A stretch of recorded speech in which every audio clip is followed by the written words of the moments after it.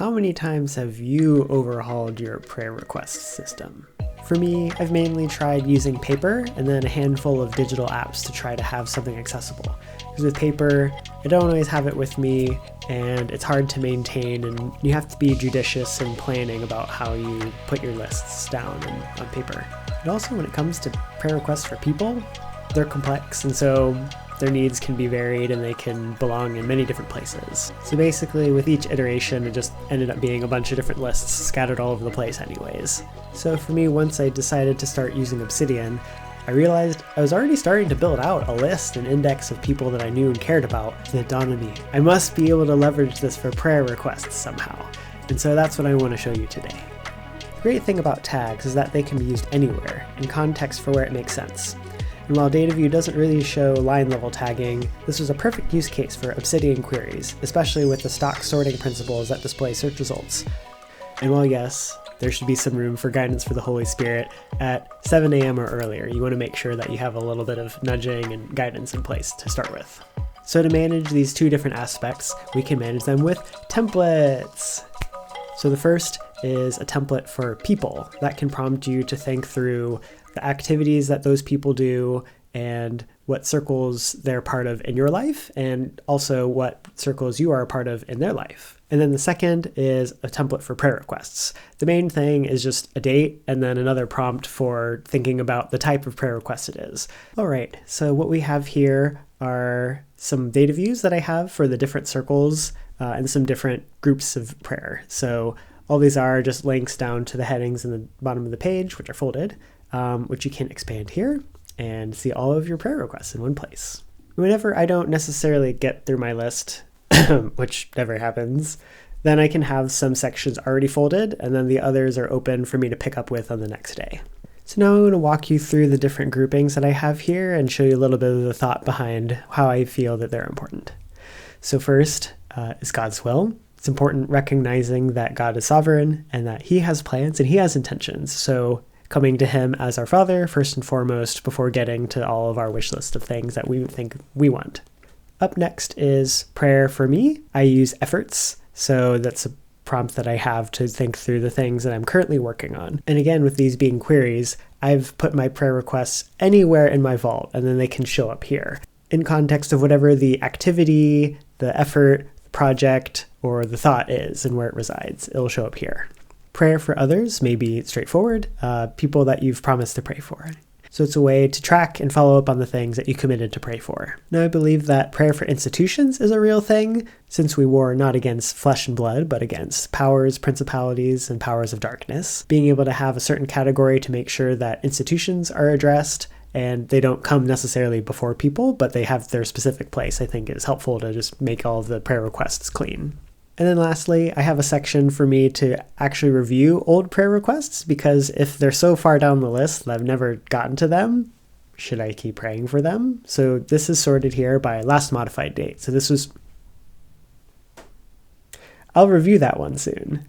And so as you jump back into that note, you can just make any type of edit to bump it back into circulation. And then I guess I haven't touched it in my list in a while. Or, hooray, perhaps it's been answered, or maybe it's become irrelevant. So then I can simply just remove the hashtag from the tag and not have the prayer request show up in the list anymore. So with that quick preview on output, let me show you now how I take a prayer request. Let's assume you're at church, you bump into someone, and they ask for prayer for something. So perhaps you might not have a note for this person already, so we'll go ahead and create it. So we'll create a new note, and new person from church. And it's great to be able to use these because you can rename this at any time. So you can maybe even say first name and then maybe something like you don't know their last name, but you can just put notes about where you've met them. So we'll use the first template, which is a person, and we'll use the template for my circles. So it adds some extra information here. So is this someone that's in a circle of influence for me, or is it someone that I feel that God has called me to be part of their circles and their sphere of influence? In this case, I think it's more for them. And then I think I'm on the periphery. They're not a super close person. So that's a person, and so we now have a place to be able to sort where in our prayer list they should pop up. And then next, we'll just capture a prayer request. I'll use a new template, prayer request. So it uses today's date. And then here, there are some prompts for the different types of prayers that we could think about what they're asking for. So in this case, we'll intercede for them to have wisdom on a certain decision they're making.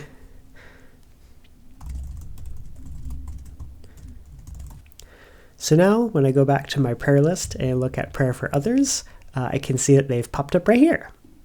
And so here for this query, you can see that it's a prayer request and it's for other people, for me being a part of their circles of influence.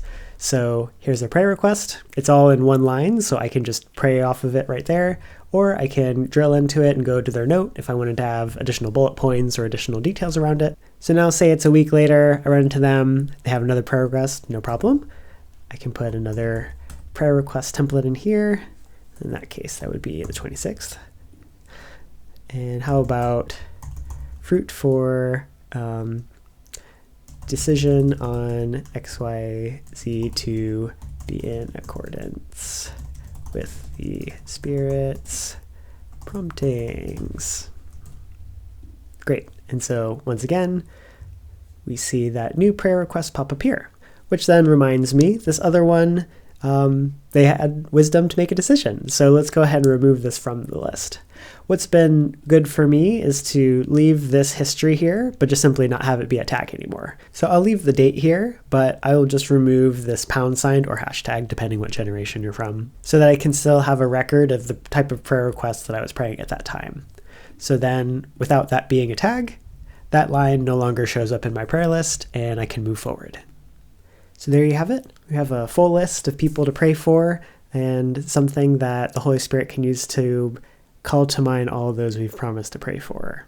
And as always, you're not a robot. There's room for the Holy Spirit to speak into what you should be doing or how you should be praying that morning. So of course, there's grace, and so keep that in mind. But most importantly, this is just a tool to help you bring your full self before the throne of God and partner with Him and His purposes on the earth. What do you think? How does this compare with how you've done prayer in your life? Does this give you new ideas on how you can organize your prayer life?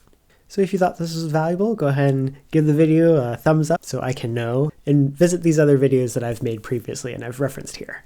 In the templates I've used, I've linked in the description so you can see those below. Put them into your vault and modify them as you see fit. So thanks for watching, and keep reviewing your mind to be renewed and transformed. Bye.